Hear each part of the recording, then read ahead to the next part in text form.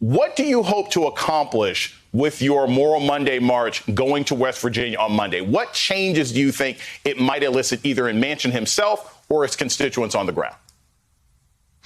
Well, thank you so much for that question and for having me. Listen, none of the things we have came without street heat and inside legislation. We have to understand that the Voting Rights Act, none of the laws that we've ever won. So why would we think it would take anything less?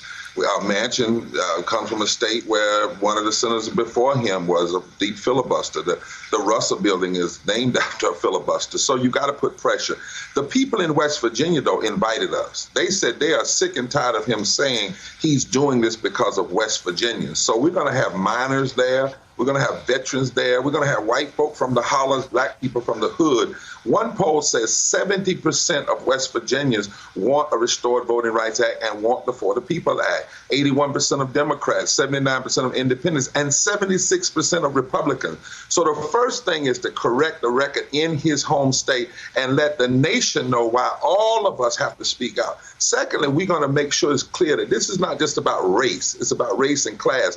Because when you suppress the vote, you also allow people to get elected through a suppressed voting patterns that then when they get elected, they block living wages, they block infrastructure, they block public education, they block health care, all things that West Virginians need. Because there's 700,000 poor and low-wealth people in West Virginia, 350,000 of them who make less than a living wage. We have to connect these things when we deal with them. That's part of what we're doing when we go there on Monday.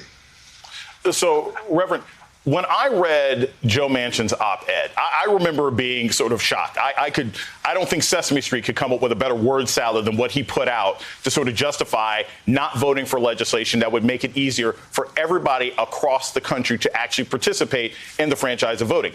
What was your reaction when you first read his op-ed? Were you thinking like, all right, look, we got to rustle up the posse and head straight there? Did you immediately get a phone call? Were you planning on going there anyway? What was your reaction to hearing the actual words from Joe Manchin as to why he wanted to hold up American democracy? Well, you know, Manchin tries to be smooth with his words. I often say he's a quarterback. He thinks he can, smooth and talk. We met with him in February with about 12 West Virginians, and we had white people in the room and black people in the room, some people from the holler that he grew up in. And they called him out right then. They said, your mama and your daddy wouldn't even be standing for this kind of foolishness.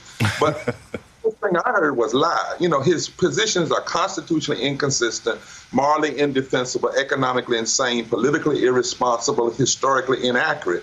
There has never been a time when the filibuster has been used to really move the nation forward.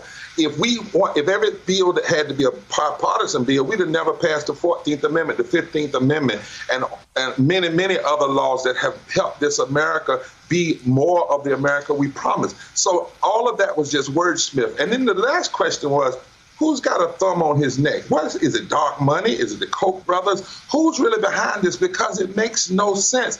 He is actually helping to embolden and entrench the lie. He's encouraging the extremists, those who in these state legislatures. It makes no sense. And lastly, he says he wants the Voting Rights Act, maybe, but not sure, but not the For the People Act. But here's the bottom line.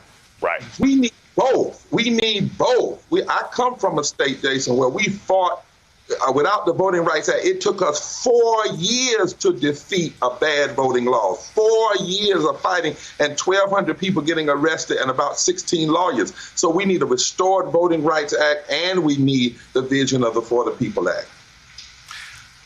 I love a Saturday sermon, and we just got one. Thank you very much, Bishop William Barber. We will definitely be keeping up with this and your march. Thank you so very much.